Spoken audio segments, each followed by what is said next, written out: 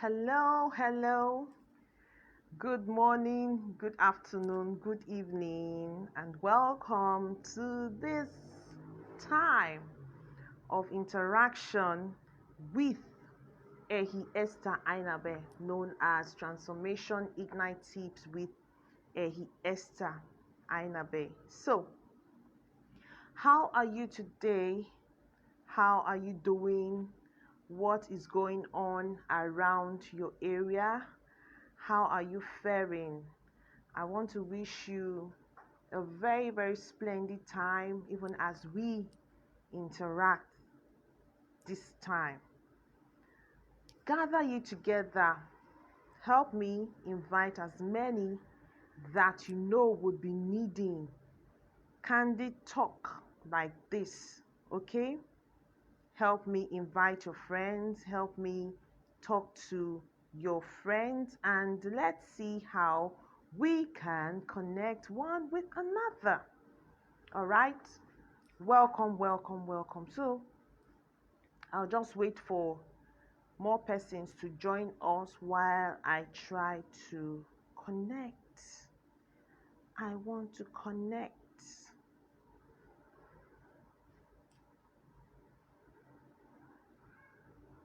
Yes. Welcome, welcome, welcome.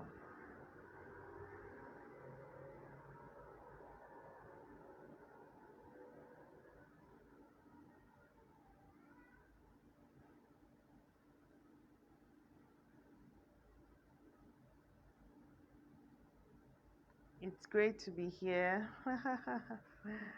It's great to be here. Yes. It's great to be here. Yeah. Uh-huh. Welcome, great people. Welcome to this broadcast. Yes, I can see someone. I can see someone joining now. I can see someone.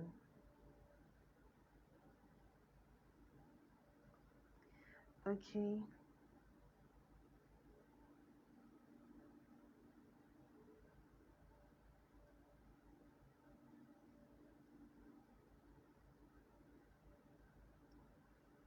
Okay. So, welcome. Welcome. Thanks for joining me. Today, I want to look at two-word national transformation. Who will go for us? And I want to connect my discussion this evening with a scriptural setting, something that happened in scriptures. I'll take my analogy from Isaiah chapter 6 from verse 1. And it reads thus: In the year that King Uzziah died, I saw also the Lord sitting upon a throne, high and lifted up, and his train filled the temple. Above it stood the seraphims, each one had 6 wings. With two he covered his face, and with two he covered his feet, and with two he did fly. Now, and one cried to another and said, Holy, holy is the Lord of hosts, the whole earth is full of his glory. And the posts of the doors moved at the voice of him that cried, and the house was filled with smoke. Then said I, Woe is me, for I am undone, because I am a man of unclean lips, and I dwell in the midst of the people of unclean lips. For my eyes have seen the King, the Lord of hosts. Verse 6. Then flew one of the seraphims to me, having a live coal in his hand, which he had taken with the tongues from off the altar. And he said, and he laid it upon my mouth, and said, Lo, this has touched your lips, and your iniquity is taken away, and your sin purged. Also I heard the voice of the Lord saying, Whom shall I send, and who will go for us? Then said I, Here am I, send me. Now, with everything, with the preceding verses, we could see from here that Isaiah confessed and told himself that he had some inconsistencies, he had some traits that were not fit for someone that would bring about transformation. And because of that, the angel took live coal, symbolizing cleansing, and put it upon his mouth. And the next thing was that there was a voice, which was the voice of God, saying, "Who will go for us? Who will go?" And he said, "Here am I, send you." So before national transformation can take place, individual, personal transformation needs to take place. And one way that personal transformation will take place is when we discover who we are, when we discover purpose, when we discover, we clarify who we are and the message we have been called to deliver, the assignment we've been called to carry out here on earth. When that is done, you realize you have certain flaws, you realize you are not really in line with what leadership, the kind of leadership that Nigeria actually needs. And I'm using Nigeria as an analogy, as a case study right now because of what happened in the past few days with respect to the EndSARS protest and end bad governance, end oppression, and so many calls to end things that are not working in favor of the people of our great country, Nigeria. At this time, are you one of those that is supposed to go for us? Are you one of those that ought to go for us, but you have decided that I'm not interested in politics? Are you one of those that is supposed to go for us, but you've decided that, I don't want anything to have to do with leadership at the government level, at the higher levels. I'm just okay with being a teacher. I'm just okay with being a school principal. I'm just okay with being a parent. I'm just okay with being a housewife. I'm just okay with being a federal civil service worker. I'm just okay with doing my business and all that. Suffice you to know that before national transformation, there must be individual transformation or personal transformation. And as such, in our own way, in our own corners, in our own endeavors, in our businesses, at our jobs, we form the government. We are actually the government. So for national transformation to take place, your mindset, we need to start working on our mindset and understand that we are leaders, functional leaders, not positional leaders. The person that will go for us is that person that is ready to volunteer to do the right thing, thus putting aside corruption. That person that will go for us, that is going for us in the new normal, in the revolutionary days ahead of us, is that person that is willing to speak on behalf of the oppressed because they have understood, experienced oppression also. Who will go for us? Somebody needs to go for us. All of us cannot just say, I'm not interested, I don't want to. Every one of us needs to be prepared to bring about this new Nigeria that we seek. And one way is for you to accept that integrity needs to be a part of our lives. Sincerity needs to be a part of our lives. Joy, happiness, accolades for people when they do right, and also help people to do the right thing even when they don't know how to, is part of the new normal that we seek. Okay? So, as we speak, I've come to challenge us, I've come to encourage us, I've come to tell us that we can no longer be on the sidelines. You in that office, those files that you have hidden because you were not tipped, it's time for you to bring them out. Bring them out so that that man's pension money or pension fund can be paid. Bring out those files so that that young star can graduate from school. Bring out those files so that somebody's life and destiny will move forward, will move ahead. Bring out those files, my brother. Bring out those files, my sister. If you are in the government setting as a civil servant, whether at the federal level, the state level, or the local government level, you need to start helping us toward national transformation. You need to start doing your duty. Enough of going to the office once in a week or once in 2 weeks. Brace up. You know why?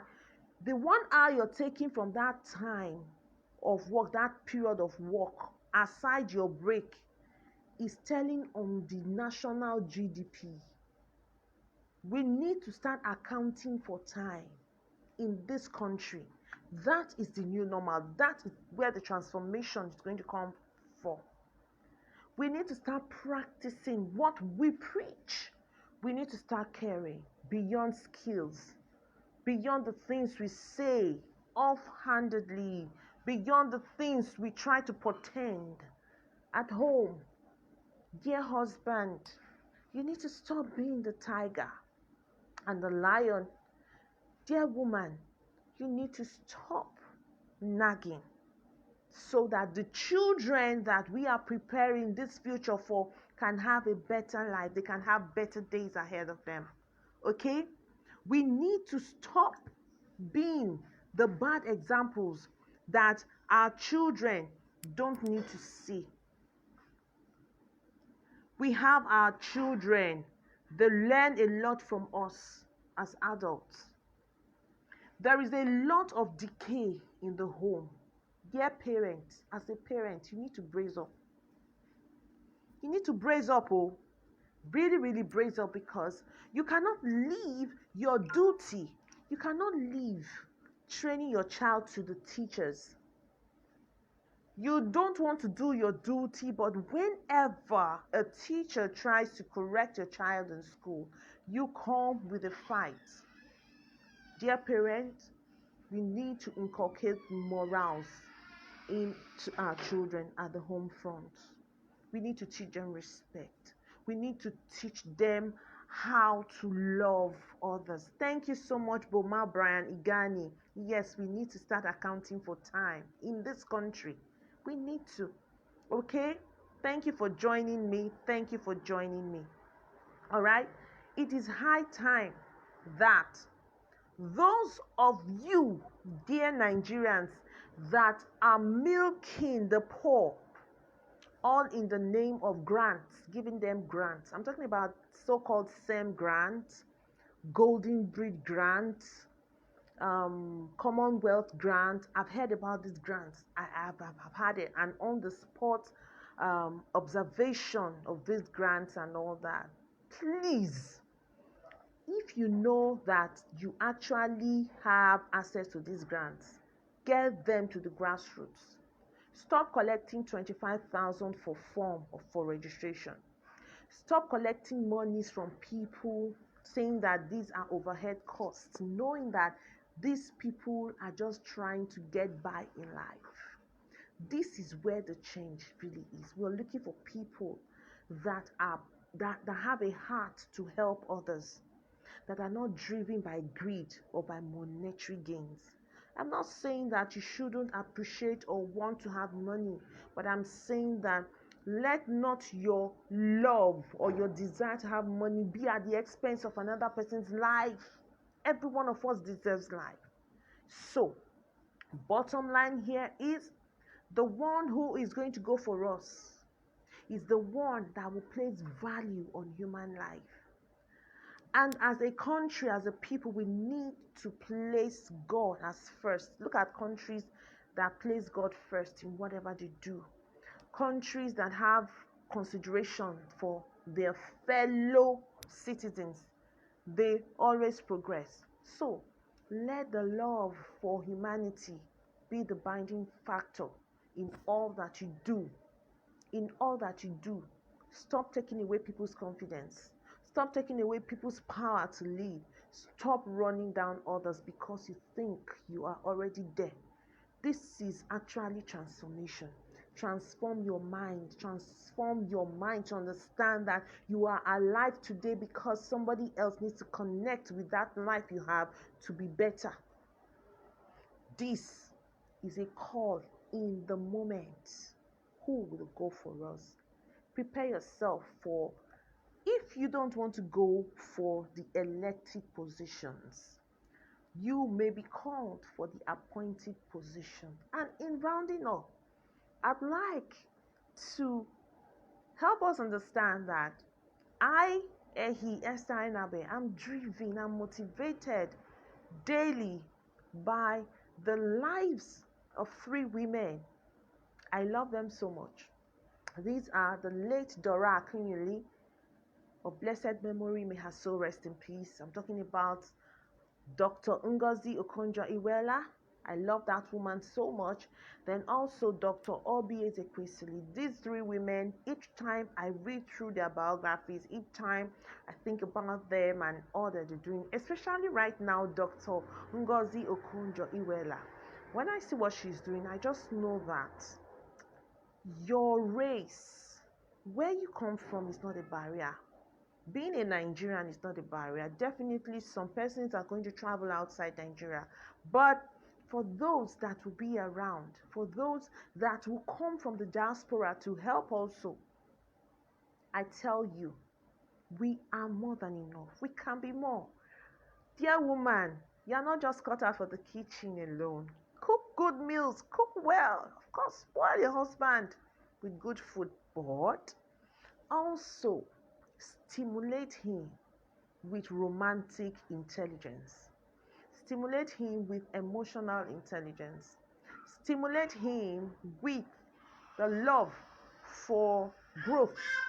Stimulate him with the understanding that you are made for more. We all are made for more.